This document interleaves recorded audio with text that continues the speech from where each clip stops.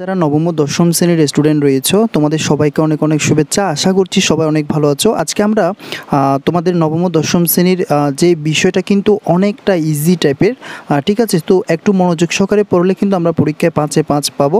তো সেই টপিকটা হচ্ছে ট্যাগ কোয়েশ্চন, তোমরা ইতিমধ্যে দেখে নিয়েছো। তো আমরা ট্যাগ কোয়েশ্চন সম্পর্কে আলোচনা করব।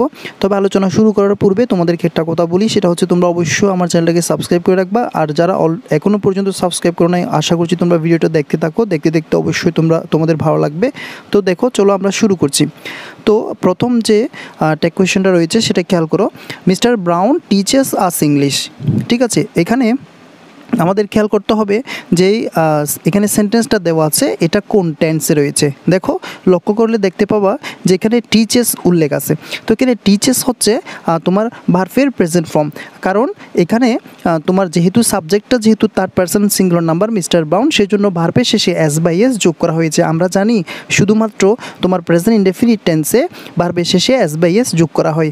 তাই ভার্বের শেষে যদি এস বাই এস যোগ করা হয় সেটা হয়েছে কি প্রেজেন্ট ইনডেফিনিট টেন্স। সো এই কারণেই তোমার সাবজেক্টটা যেহেতু থার্ড পারসন সিঙ্গুলার নাম্বার, এই কারণে ডাস শব্দটা আসবে।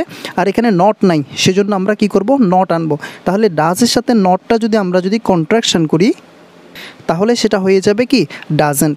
ওকে, তো আমরা জানি যে কখনো ট্যাগ কোয়েশ্চন করার সময় নাউনটাকে তুমি এখানে বসাতে পারবো না, অর্থাৎ নাউনের প্রোনাউনটা ইউজ করা হবে। অর্থাৎ মিস্টার ব্রাউনের তোমার প্রোনাউন হচ্ছে কি হি, ঠিক আছে। সেজন্য আমরা লিখেছি ডাজেন্ট হি।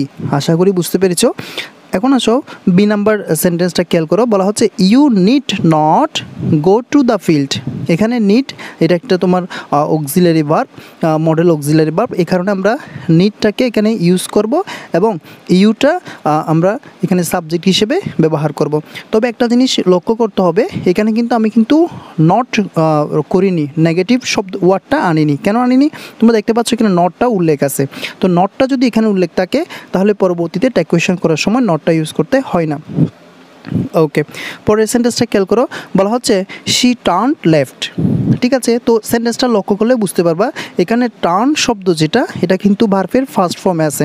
সো ভার্বের ফার্স্ট ফর্ম থাকলে আমরা কিন্তু ডিড শব্দটা ইউজ করি, ঠিক আছে। তো দেখো এখানে ডিড এনেছি, এটা এখানে যেহেতু নেগেটিভ কোনো ওয়ার্ড নাই তাহলে আমাদেরকে নট আনতে হবে। তাহলে ডিডের সাথে নটটা যদি আমরা কন্ট্রাকশন করি তাহলে হবে এখানে ডিডেন্ট, আর এখানে শিটা সাবজেক্ট হিসেবে বসবে, তাহলে হয় ডিডেন্ট শি।